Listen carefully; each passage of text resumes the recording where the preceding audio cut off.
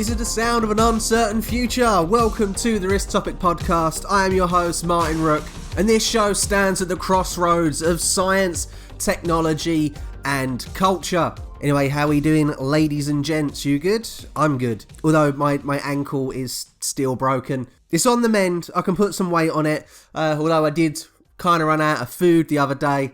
Had to really Bear Grylls myself some supplies. No, I didn't drink my own urine, but I did make my own rice milk. It got that dire. I needed to make rice milk and cottage cheese. And all this happened before the professor, my supervisor, came and delivered me a ton of meat from Aldi and provisions, which was much appreciated. I mean, you can tell the man's a father because he was like, right, I totally forgot you asked me to get ya, so I got you steak and fish fingers. And I just couldn't help but chuckle. But then, of course, you can't be a professor of risk research and sit there and not go, this is quite risky, you sitting here on your own with a broken ankle for 2 weeks. I looked at him, I was like, stop it, we're not at work, let's not go down that rabbit hole. Now, just to let you lot out there know that yes, this podcast is available on SoundCloud, iTunes, Stitcher, but it's also on YouTube. So, you know, if you don't use those other platforms, you can use that platform, though I would suggest minimizing the window and like playing some games or doing what else you do and just have my lovely voice in the background because there isn't much in the way of visual stimulation. So feel free to YouTube the Risktopic Podcast and I'm sure you'll find it. Also, happy 420 to all you glorious stoners out there. For those of you who don't know what 420 is, basically, it's like Stoner Christmas. I mean, you know, like how all these sort of silly holidays, like International Talk Like a Pirate Day, are just on some random day. Well, yeah, 420 is basically International Let's Smoke Weed Day. But of course, what goes alongside this desire by some people to blaze some herb is also a lot of social media posts about marijuana in general. Now today I woke up and I had all my show notes ready and I was like, okay, gonna do a podcast. And then I saw one thing and I was like, that's it, right, okay, scrap the whole first segment, we're gonna have to address this. There was a Facebook page by the name of End Drug War Now. You know, you can tell that these guys are committed to bringing the facts and they don't have an agenda that they're trying to push by that name. But they had a little video, and in the video it said that since 2014 there had been 127 selfie-related deaths. There have been 0 marijuana-related deaths. Oh, actually, sorry, no, I'm wrong. There have been 0 cannabis deaths ever. I looked at it and I went, well, that's bollocks. See, what you're doing there, Ends the Drug War, is that you are deliberately attenuating any risks that can be associated with marijuana, with cannabis, with weed, whatever you want to call it. And again, it's to be expected, you know, a social media platform that is anti-drug war, and I would assume to be pro-marijuana, would deliberately try to dampen the possible risks that marijuana can pose to society. Now, you want to sit there and say scientifically, okay, yeah, I would agree. There is no known way to overdose on marijuana. There is no known toxicity of cannabis. THC is not a known carcinogen. It doesn't cause cancer. But at the same time, the utilization of cannabis in society is more than just its biological effects. Or rather, you know, people who smoke weed still have to function in society. And it's within that function in society that being impaired because of marijuana does pose a risk to you and other people. And by saying that there have been no related deaths, you are completely removing the risks from the discussion. Going back to selfies, you could just as equally say that the act of taking a photo of yourself has not killed anyone. I mean, the mechanics of a photo being taken has not killed anyone. The science of how a digital image is captured upon a mobile device has not killed anyone. However, what does kill people is the location in which they take their pictures, or the environment, or what they're doing while they take those pictures. And I had a look, actually. I counted these up. The number of selfie-related deaths in 2016. And do you want to know how many people died because they were taking a picture? None. There were 0 picture-related deaths in 2016. However, 20 people died from falling from heights. Falling off of cliffs seemed to be quite a popular way to die. However, the most popular way to die whilst taking a selfie was drowning. And funny enough, a lot of people who died were trying to save the original person who was taking a selfie, or people got swept up by a massive wave, or people wanted to go further out at sea to take a better picture. There were more group-related deaths in 2016 because of drowning whilst taking selfies than they were individual deaths. There were 8 people globally, this is globally mined, there were 8 people in the world who died from getting hit by a train whilst taking a selfie. 3 people were killed by animal attacks whilst taking selfies. One person saw a herd of elephants coming past their truck and decided, to jump out and snap a selfie and got demolished by elephants. 3 women were crushed. All of these happened at the same time. They were trying to take a selfie in a glacial cave, and the roof of the cave collapsed and crushed them. Now, how many people do you think have been shot whilst taking selfies with their own firearms? Go on, I'll give you a second to guess. Write a number down. Let's see how close you are. 4. 4 people in 2016 shot themselves whilst taking selfies, which brings the total number to 88. And I've got to say, that at least shows the level of reverence that people have for firearms. There are more firearms in America than there are people, or so it's been claimed. But yet there were only 4 accidental deaths where people shot themselves whilst trying to snap a little selfie. Personally, I'd assume that to be much higher, but it wasn't. But what, of course, is very interesting when we consider this sort of selfie culture and these deaths is that a disproportionate amount of them seem to be taking place in India. Funny enough, especially the drowning ones, a lot of them took place in India, a country which is often portrayed as having way more lenient health and safety rules, a way more relaxed approach to risk than in most countries. And it also has a younger population, people in their early 20s, early 30s, who want to be digital citizens. They love their technology, they love social media. And I don't know, maybe Indians need sort of public education campaign about the dangers of water. I mean, we see it every year, every summer you have those advertising campaigns warning people about the dangers of swimming, not just in the sea, but also, in calm looking lakes and stuff like that. That's been going back for decades. Maybe that's what India needs. But let's just take a moment there to remind ourselves that the data I just presented you was global, and those number of deaths are absolutely tiny, negligible even, considering the 6 billion, 8 billion global population, the billions of people who have mobile devices, and yet in 2016 there were only 88 people died whilst using them. And if you compare those number of people who died against even just accident rates, you can see how little of a problem this is. This is the data I got for 2011 for the UK. So accidental and external causes of morbidity, and morbidity is a slightly fancier term for being in a state of disease or sickness. So these aren't actual deaths, but these are people who have had accidents and have been left severely compromised as a result. And there was 17,590 accidents that led to this state of morbidity.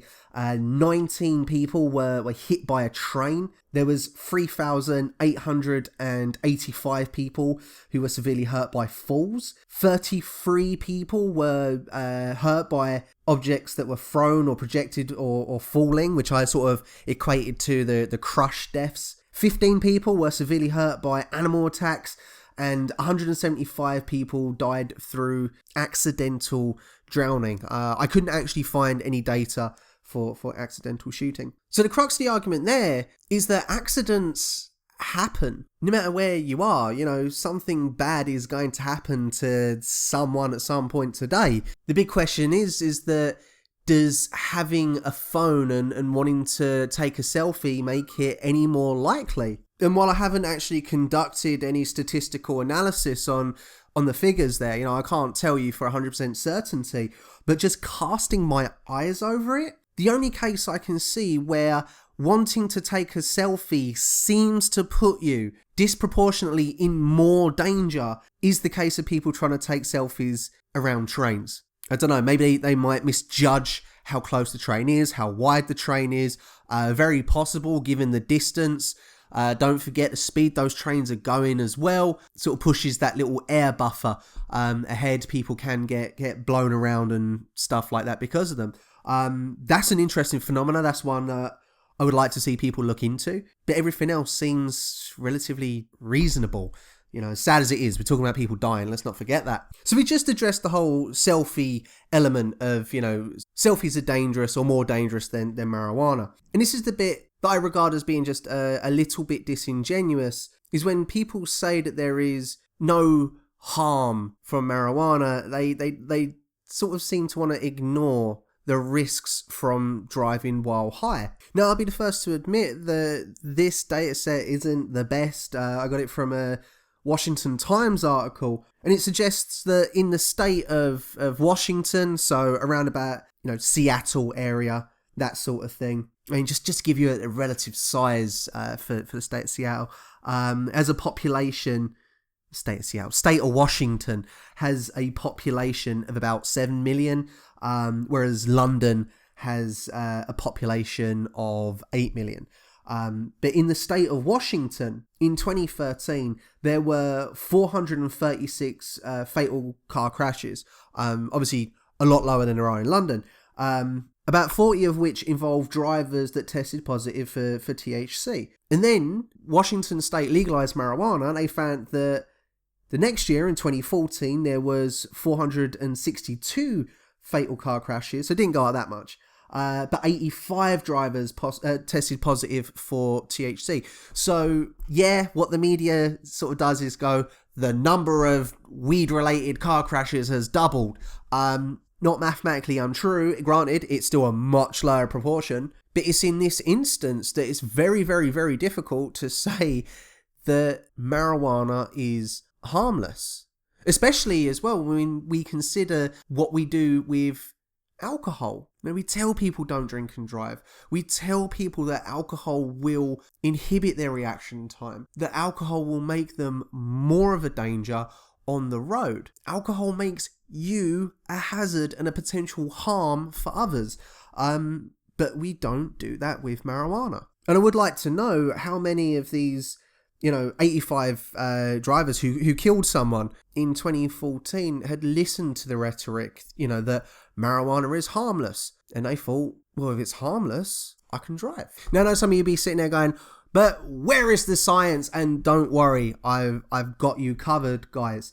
I'm looking at an article right now from the American Journal of Addiction. The title is The Effect of Cannabis Compared with Alcohol on Driving. And I'm just going to read you the abstract verbatim, okay? The prevalence of both alcohol and cannabis use and the high morbidity associated with motor vehicle crashes has led to a plethora of research on the link between the two. Drunk drivers are involved in 25% of motor vehicle fatalities, and many accidents involve drivers who test positive for cannabis.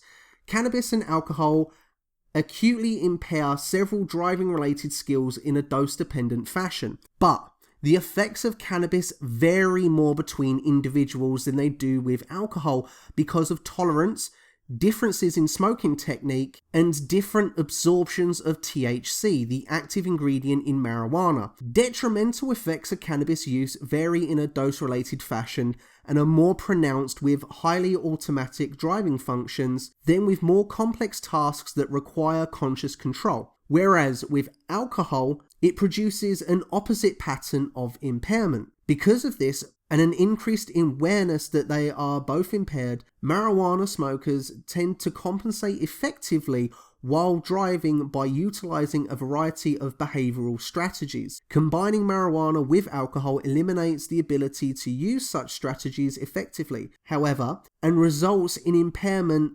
insignificant were they either drug alone. Epidemiological studies have been inconclusive regarding whether cannabis use causes an increased risk of accidents. In contrast, unanimity exists that alcohol use increases crash risk. Furthermore, the risk from driving under the influence of both alcohol and cannabis is greater than the risk of driving under the influence of either alone. Future research should focus on resolving contradictions posed by previous studies, and patients who smoke cannabis should be counseled to wait several hours before driving and avoid combining the two drugs. So if you just switched off while I read that out, okay, you can come back now. Hello, welcome back. Basically, what the article goes on to detail is that alcohol affects people pretty uniformly. You know what's going to happen the more people drink. Cannabis, on the other hand, affects people wildly differently. You could be someone who sits there and, blazes some fat zoots and could probably drive better than most people, or you could be someone who sort of has a puff on a baby zoot and you are an absolute danger on the road. And because of this vast gulf in difference, it is very, very difficult to say whether those who drive while stoned pose an increased risk. Later on in the article, they go on to detail that there are other risk factors to consider, such as risk-taking behavior, impulsiveness, and all of these things. So you could be someone who is on the threshold of being a dangerous driver and gets pushed over that edge by having the impairment of being stoned. Basically, there is uncertainty right now. However, when we go back to that original post, that original End the Drug Wars video, it almost seemed to make a very certain statement that no one has died because of cannabis. Again, look at the data. That's simply not true. People have died whilst driving stoned. People have killed people whilst driving stoned. Now, the degree to which being stoned because of marijuana affects your driving, makes you more likely to kill someone, we're unsure of at the moment. But if you are someone who does smoke weed, don't just look over these numbers that get thrown your way. Don't just look at something like a Facebook page that says, no, cannabis is like totally harmless, guys, and parrot that. You kind of gotta go, okay, and how can people use it in a way that makes it a problem? Because again, I'm sure that there are people who can drive without an accident whilst pissed. I'm sure people drive drunk every day and get away without causing a problem. But it'd be a much harder argument to sit there and say that alcohol is harmless because Bob down the road can drive without knocking anyone over whilst steaming drunk. Anyway, what do you think about this? Let me know if you fancy. On Twitter, at RookeMartin, ROOKEMARTIN. Can open up a dialogue and have a chat with you lot. I'd like to do that. Maybe at one point soon we'll have a bit of a discussion. Anyway, it's got to that time that I've run out of tea, so I'm going to go make myself another cup of tea. Got one more tea bag left before I completely run out of supplies, and we're going to move on to the second segment. See you in a bit.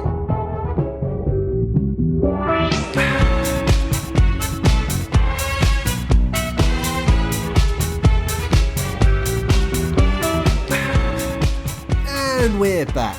And I got to apologise. That previous segment was a heavy one. Maybe some of you are baked today listening to that, just like, what the hell is he talking about? It doesn't get any better from here, ladies and gentlemen. Just sorry about that.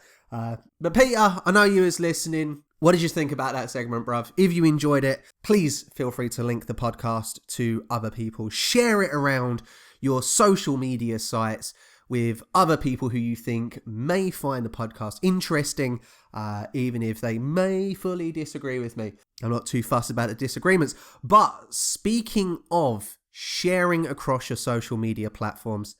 Did you guys hear about this thing that happened over last weekend? This Easter Day slaughter or the Easter Sunday shooting, whatever they want to call it. Basically, for those of you out there who have a life and you have family and you did things over Easter, allow me to fill you in, because it didn't seem to be that big in the news over here.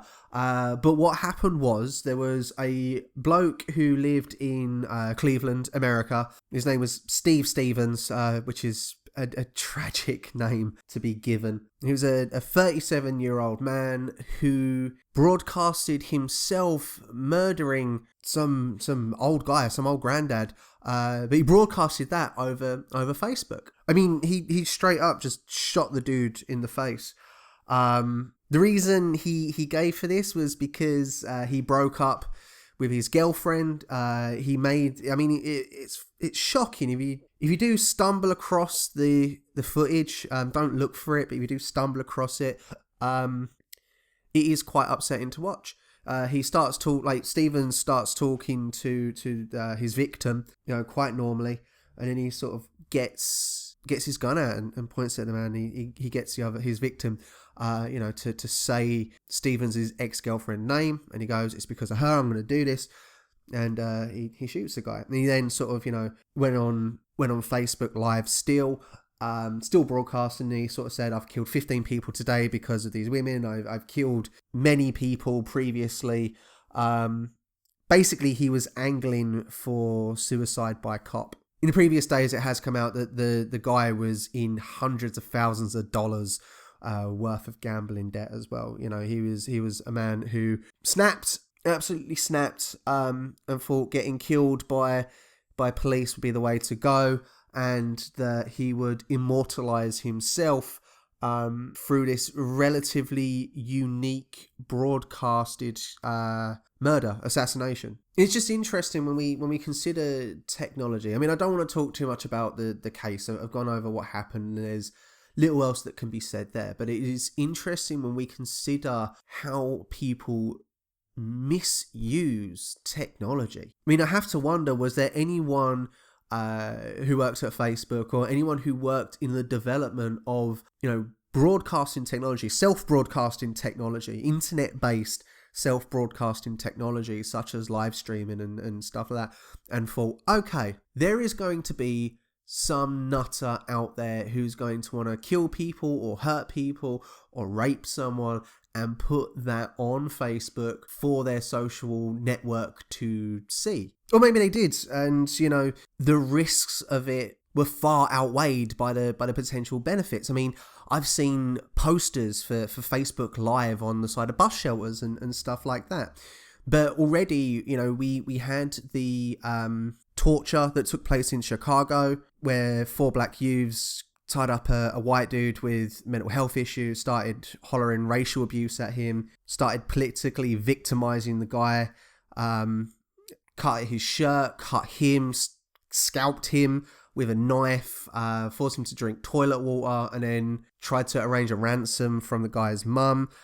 We've seen several rapes have been broadcast to Facebook Live, several which are taking place in Sweden and stuff like that, and reportedly had been done by recent migrants to the area within private Facebook groups that was occupied fully by migrants. And it almost seems as if through this demand to increasingly share our lives digitally, we sort of half expected that the brutal criminal element wouldn't take advantage of it. I mean, I remember back years and years and years ago when camera phones had just come out and everyone was happy slapping each other. Now, I'm so happy that YouTube and Facebook Live wasn't around when there was happy slaps.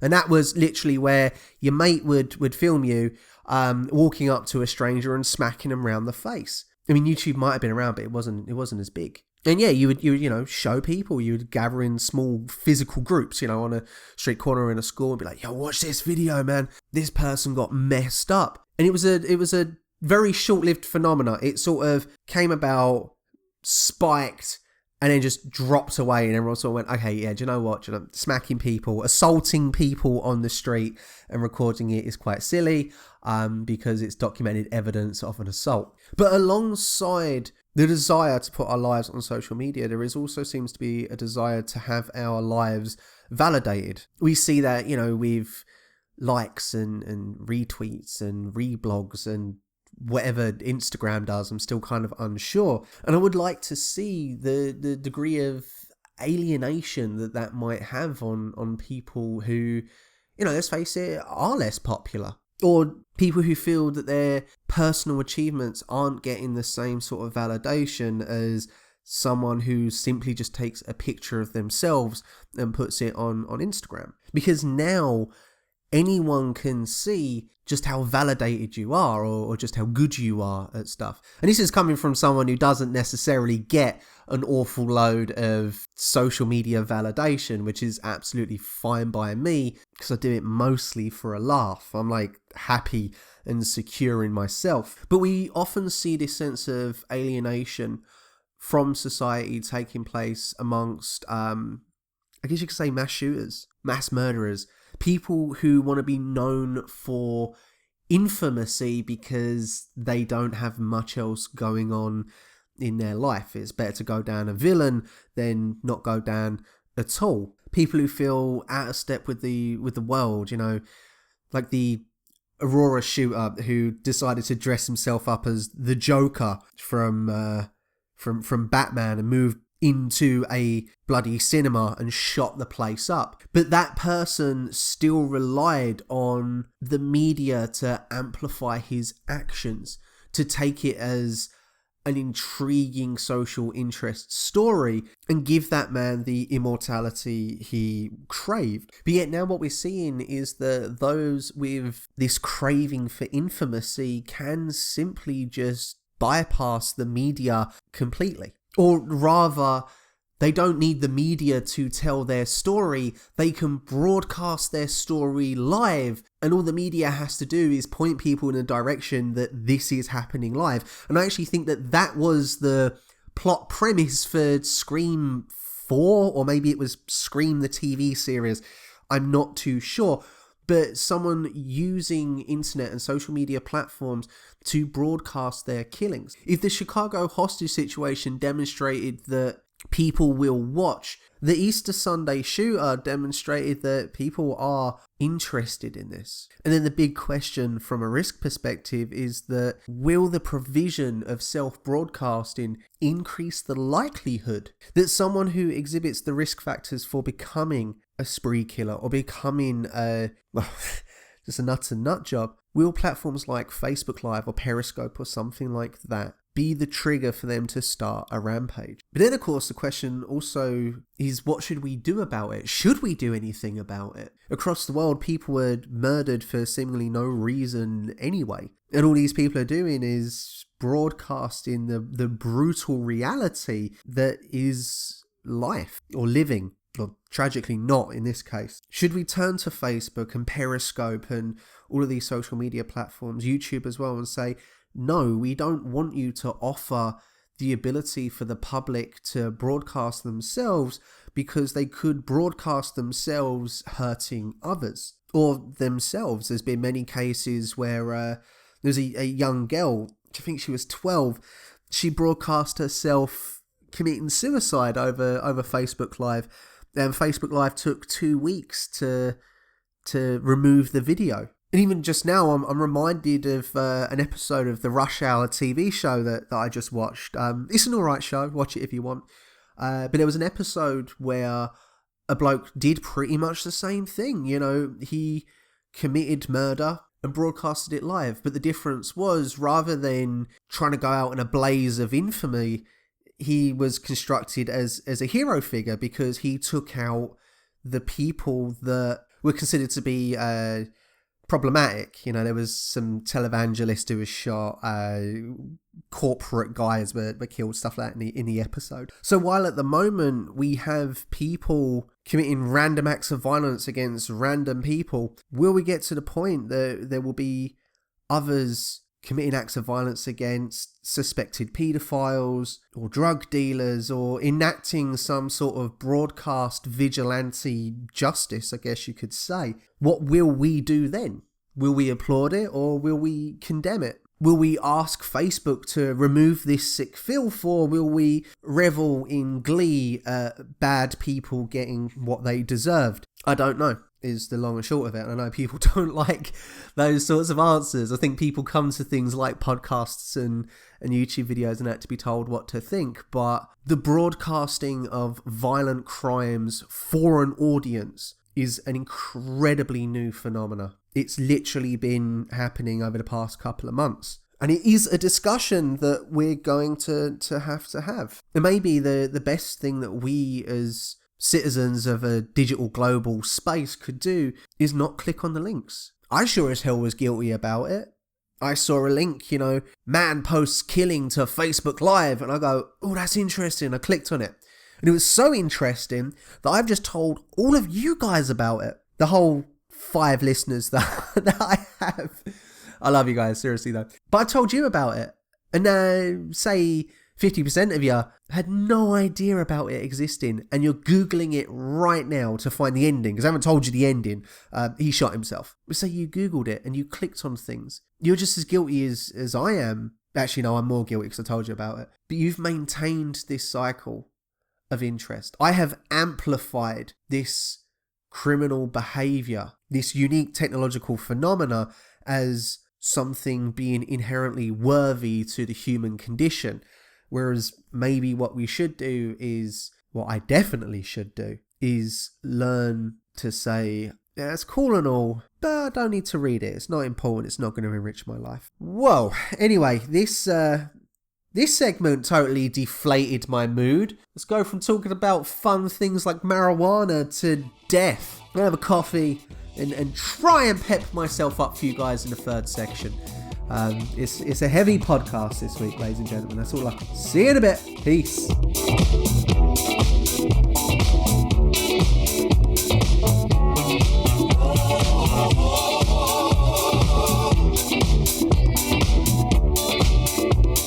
And here we are, moving into the third and final segment of what has been a surprisingly dark podcast. And you guys have got to ask yourself one simple question. Are you ready for more death?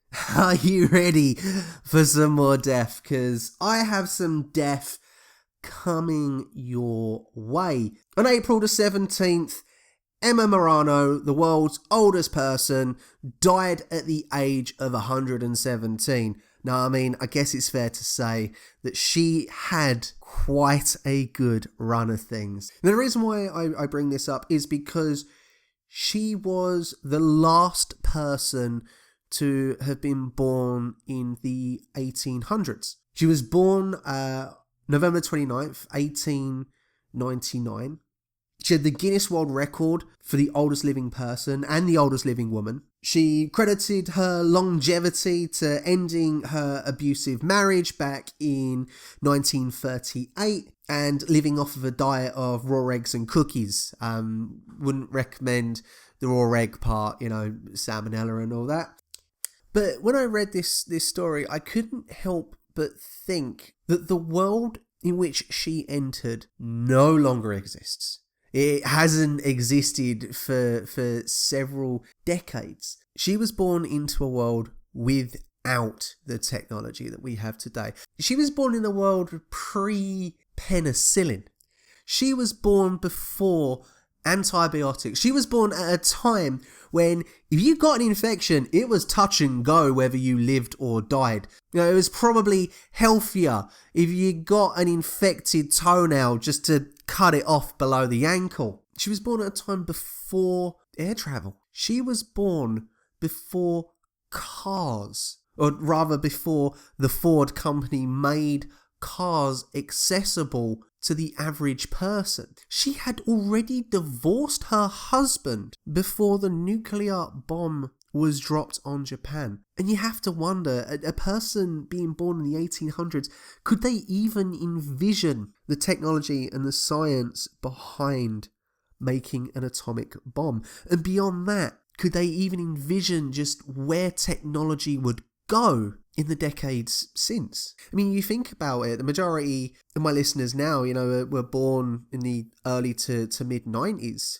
Could we have envisioned the internet as we see it today? Could we have envisioned social media? Could we have envisioned that in less than 30 years from our birth, people would be able to record themselves or broadcast themselves, killing and hurting people over a social media platform? I mean, would we have even been able to envision that in 20, 30 years since our birth, some guy sitting in a flat in Canterbury with a broken ankle would be able to Google or search for and find documents and records and academic journal articles in regards to the number of people who have killed themselves whilst trying to take pictures? And then compare that to the risks of marijuana, who can then talk into a microphone, publish that recording and get it into your ears without any real kit necessary. I'm lucky that I have a half decent microphone, but I could just simply use my laptop microphone. It would sound garbage, but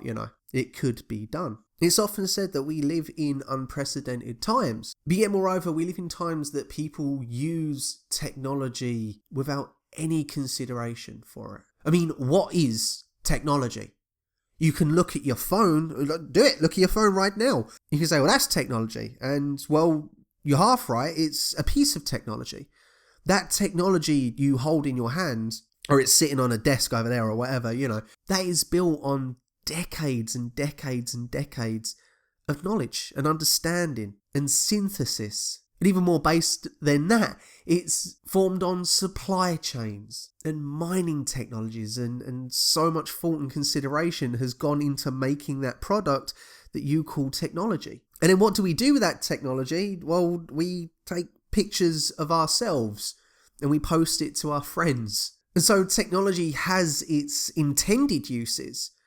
The whole point of a mobile phone is to be able to communicate with people, but it has its unintended uses. The unintended uses being you can communicate yourself murdering someone. So to say that technology is something that we can use that's based on knowledge is a little bit simplistic. Because again, back when telecommunications were being developed, Alexander Bell and his phone and stuff like that, I doubt he could even conceive that going from placing that very first telephone call would start a chain of events that would end up with Snapchat. And even now with Snapchat, we're finding problems with it. There are kids who lose their Snapchat volley, or Snapchat rally or whatever it is, where they send Snapchat messages back and forward to each other for a day, like each day, and they get a little reward for it. I don't quite know how Snapchat works. I've not done it, but they forget to send a message one day and they lose this accumulation of days that they've been messaging each other, and it's led to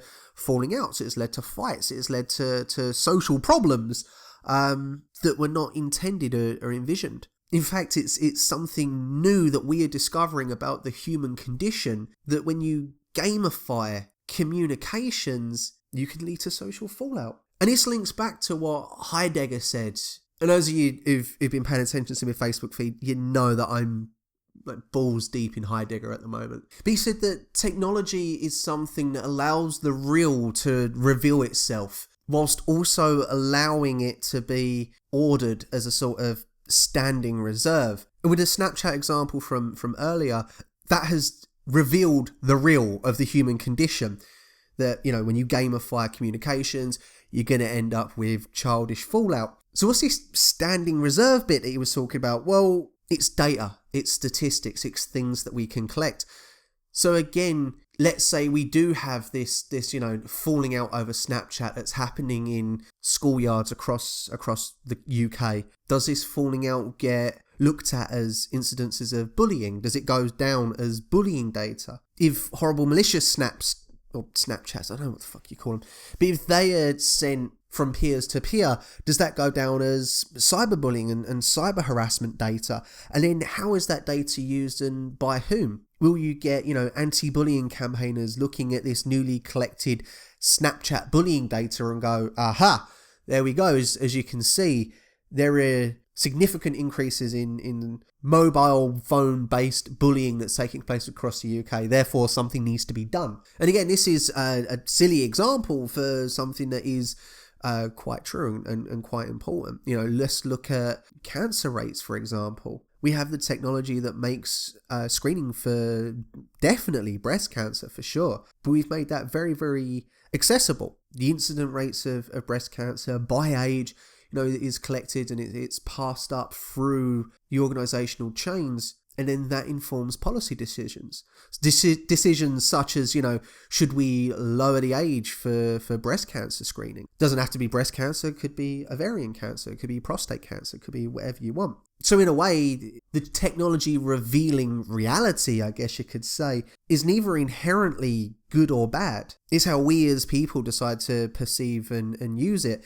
And I think that's why I got annoyed and upset at that Facebook page that sort of suggested that there are no risks associated with marijuana, because they are using technology to construct a reality in which considerations of risk are omitted. They're just not mentioned, almost seemingly in the hope that public opinion will be swayed their way. Of course, they could just be completely stupid and have just reread articles that told them that, there is no risk from marijuana. And they went, oh, brilliant, let's just put that in a video. That's going to get us bare likes, blood. But even this, a person, me, discussing a video that exists on a social network platform is so new to society. When Emma Morano was born in 1899, film existed as a black and white silent feature, if it existed at all. And nowadays, any Tom, Dick and Harry can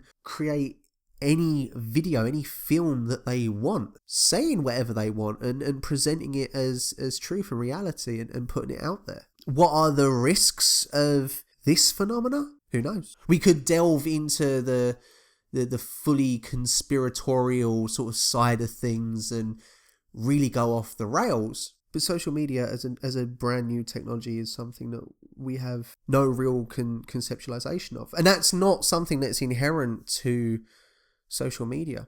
Almost every new piece of technology that has come out has unintended risks associated with it. Look back at nuclear power stations. Everyone went mad at the risk of irradiation and all of these things. And then, Chernobyl exploded and everyone went mad for that. Wasn't that big of a deal. Not for the UK anyway. Maybe in the immediate area surrounding Chernobyl. Yeah, okay, that was pretty bad. You could live there, but no one wants to because of the spectre, the risk of radiation. Genetically modified organisms is another one. Everyone gets upset at GMOs and worried about the risks. It could cause cancer. It could cause this. It could cause that. Let's eat organically. And you sort of sit there and go, being organic doesn't make it any healthier. It just makes it more expensive. And then, of course, there is the bloody big spectre of artificial intelligence that people are getting upset about. And we saw it very, very clearly in Logan, if you guys have watched that. The automated trucks. I can't help but sit there and just wonder, how many hundreds of thousands of people whose livings are made from driving trucks and from logistics are really at risk now because of AI. And it was another thing that Heidegger sort of said.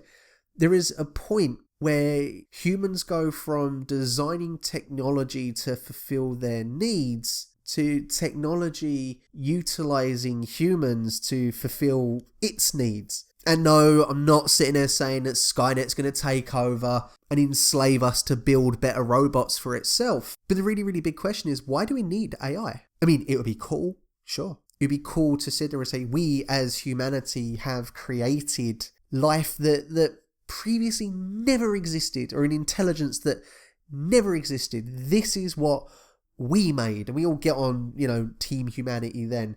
It's like when people sort of say, oh, we're going to go colonize other planets. Everyone's like, yeah, humanity, let's do it. And then, war breaks out in Syria and everyone's like, oh, humanity sucks.